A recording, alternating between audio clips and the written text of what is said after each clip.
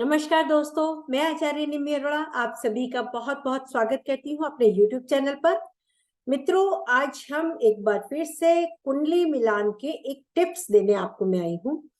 कुंडली मिलान हम करते हैं क्योंकि एक परिवार दूसरे परिवार से मिलता है और वो जुड़ता है।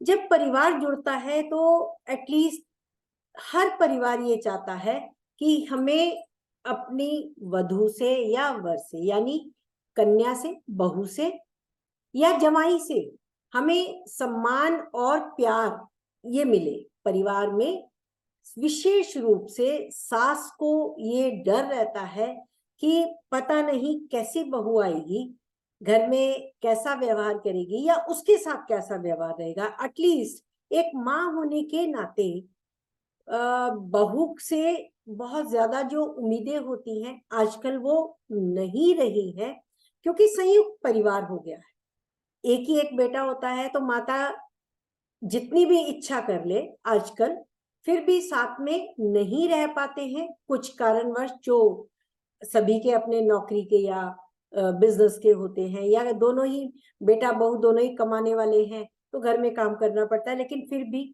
माता को ये कहीं ना कहीं इच्छा होती है कि मेरी बहू मेरी कितनी रिस्पेक्ट करेगी, मेरे साथ कैसा व्यवहार करेगी, ये देखना। और वहीं लड़की के परिवार में भी बेटे को बनाने के लिए अपना यानी जवाई के रूप में उन्हें एक बेटा मिल जाता है तो वो भी चाहते हैं, देखते हैं कि हमारे साथ हमारे जवाई का कैसा व्यवहार होगा। तो आइए आज इसी विषय पर चर्चा करते हैं। इसके लिए हम देखेंगे कि लड़का और लड़की का विवाह के बाद ससुराल में संबंध कैसा होगा। लड़का या लड़की विवाह के बाद अपने सास ससुर की सेवा करेंगे या नहीं करेंगे, या एक दूसरे के माता पिता के प्रति सम्मान की भावना उनके मन में होगी या नहीं होगी। तो इसकी जांच के लिए भी हम नवांश वर्ग कुंडली को देखेंगे, जो कि विवाह के लिए सभी विषयों को दर्शाती है।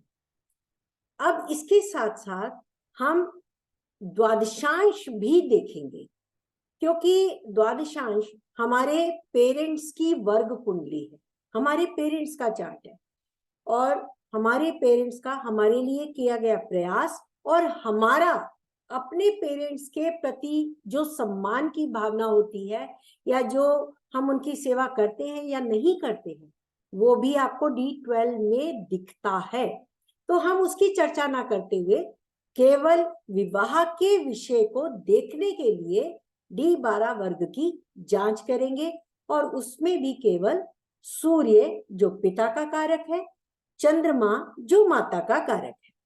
तो सूर्य और चंद्रमा को हम वर और वधू उनकी कुंडली के D12 वर्ग में देखेंगे।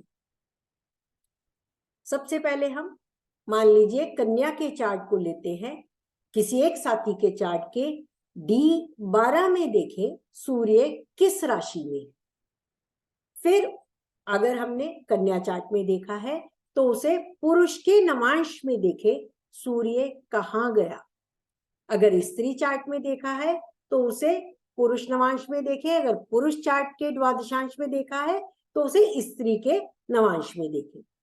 इसी प्रकार माता के लिए चंद्रमा को D12 में देखें और उसे दूसरे पक्ष के कुंडली के नवांश में देखें चंद्रमा कहाँ गया। मित्र राशि में है तो माता पिता को पीड़ा नहीं मिलेगी, यदि पीड़ित है तो सम्मान में कमी या माता पिता को कष्ट हो सकता है। इसी प्रकार दूसरे जीवन साथी के द्वादशांश से चंद्रमा और सूर्य की स्थिति को देखेंगे। फिर नवांश से भी हम उनके मन और आत्मा की जांच करेंगे, यानी मानसिक रूप से वो दूसरे की माता को या दूसरे के पिता के प्रति उनका कैसा भाव है या कैसा संबंध है।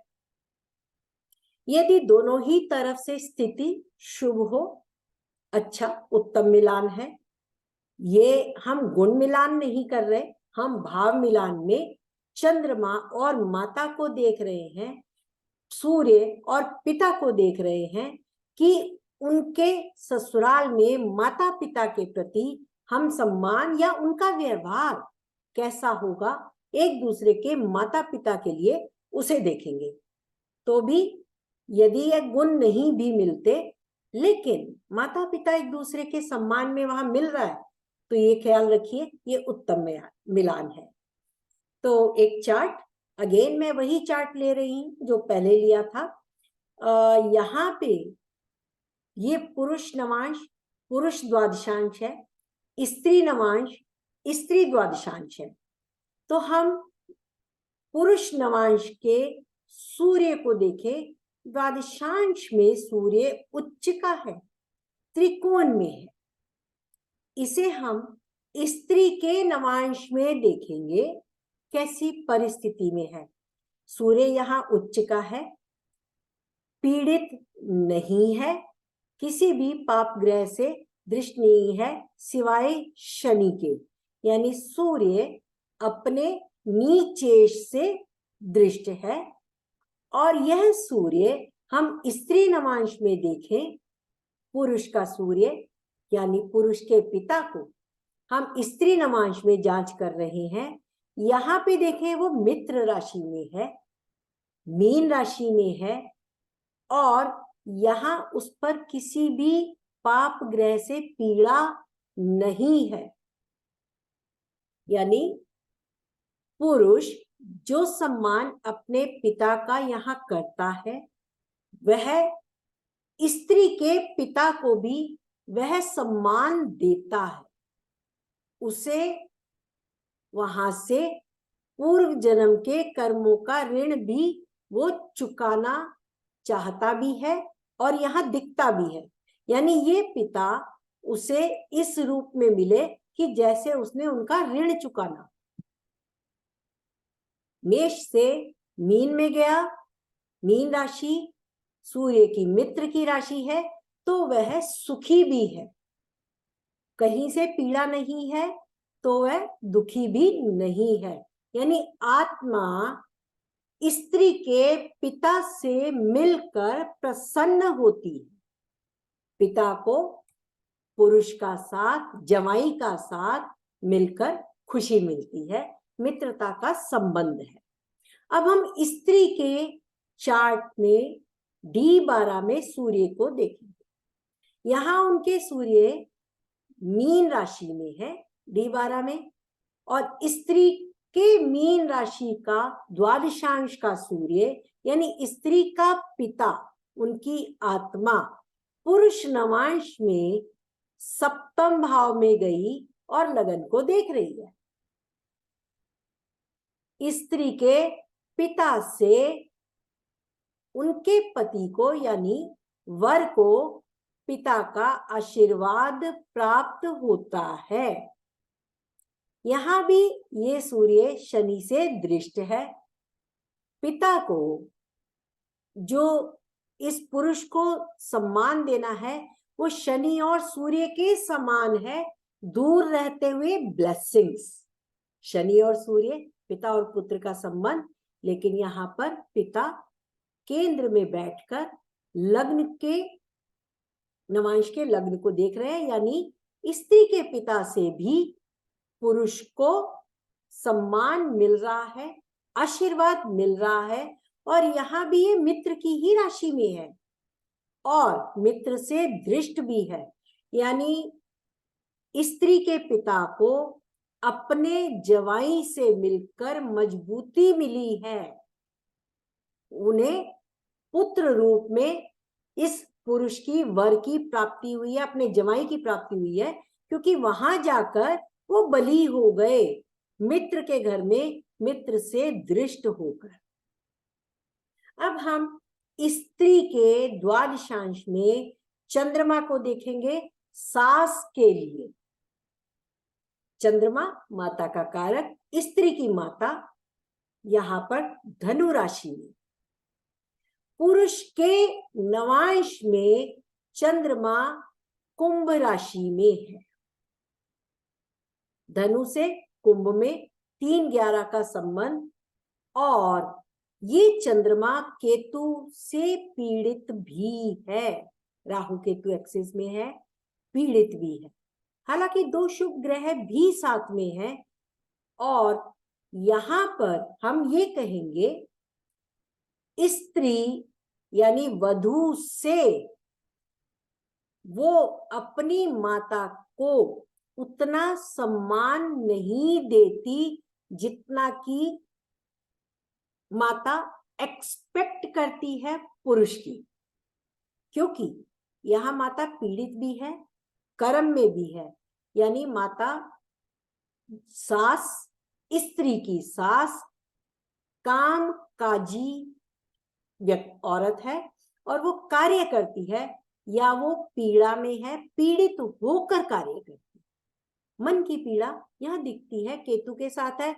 ये भी हो सकता है कि वो डिटैच होके कार्य करती है, उसे किसी चीज की उम्मीद नहीं, या सुख की उम्मीद नहीं है, खुशी खुशी कार्य करती है, क्योंकि चंद्रमा यहाँ चतुर्थ भाव को देख भी रहा है, दिग्बल में 0 है, यानी यहाँ पर पुरुष की माता कमजोर है। यहाँ हम कह सकते हैं पुरुष की माता कमजोर है, उसे उतना सुख अपनी बहू से नहीं मिलेगा। अब हम पुरुष के चंद्रमा की जांच करें। पुरुष का चंद्रमा D12 में यहां देखेंगे सिंह राशि में है। सिंह राशि से वो कहा गया स्त्री के नवांश में, तो स्त्री के नवांश में वो सिंह राशि में ही है। यहां भी बुध के साथ युति है, यहां भी बुध के साथ युति है। तो यहां पर चंद्रमा सिंह से सिंह में गया, यानी पुरुष जो है अपनी माता के समान स्त्री की माता को सम्मान देता है, और ये लाभ भाव में है तो उसे लाभ भी देता है। स्त्री की माता को अपने जवाई से लाभ प्राप्ति होती है, माता का पूरा सम्मान प्राप्त होता है। अब इसकी एक और तरीके से जांच, नवांश से नवांश की जांच। तो अगर हम देखें स्त्री नवांश में सिंह राशि का चंद्रमा पुरुष नवांश में कुंभ में गया, तो यहाँ पे स्त्री का सिंह और कुंभ का 1-7 एक्सिस हो जाता है, स्त्री और पुरुष दोनों का। यहाँ पे कुंभ में पुरुष का चंद्रमा पंचम में, यानी पुरुष की माता संतान के रूप में उनके लिए कार्य करती है, माता संतान भाव को देख रही है। पुरुष की चंद्रमा कुंभ का यहाँ सिंह में, और यहाँ का सिंह का चंद्रमा इधर कुंभ में गया, एक दूसरे के 1-7 में आ गया। एक दूसरे की माता को देखती भी हैं, किंतु उनमें लाभ यहाँ भी स्त्री को मिल रहा है। और ये माता इन सब के लिए, क्योंकि ये कुंभ में गई है, पुरुष के कुंभ में गई है, सिंह का चंद्रमा कुंभ में है और कुंभ का चंद्रमा सिंह में है, यानी एक माता को राजा रानी के समान सम्मान मिल रहा है, और एक नौकरानी के समान काम कर रही है अपने बच्चों के लिए। आशा करती हूँ आपको ये समझ आया होगा। हम इसे नवांश में भी देखते हैं, हम इसे द्वादशांश से भी देखते हैं। दोनों ही सूरतों में हमने देखा पुरुष की माता को उतना लाभ नहीं मिल रहा जितना स्त्री की माता को मिल रहा है। तो मित्रों, आशा करती हूँ आपको ये वीडियो पसंद आया होगा। आप अपने कमेंट्स जारी रखिए, और आने वाले फेस्टिवल की आपको बहुत बहुत बधाई, दिवाली की बहुत बहुत शुभकामनाएं। आप सबके लिए माँ लक्ष्मी खूब सारा धन, वैभव, सम्मान और आपको बुद्धिमान बनाए। Thank you so much.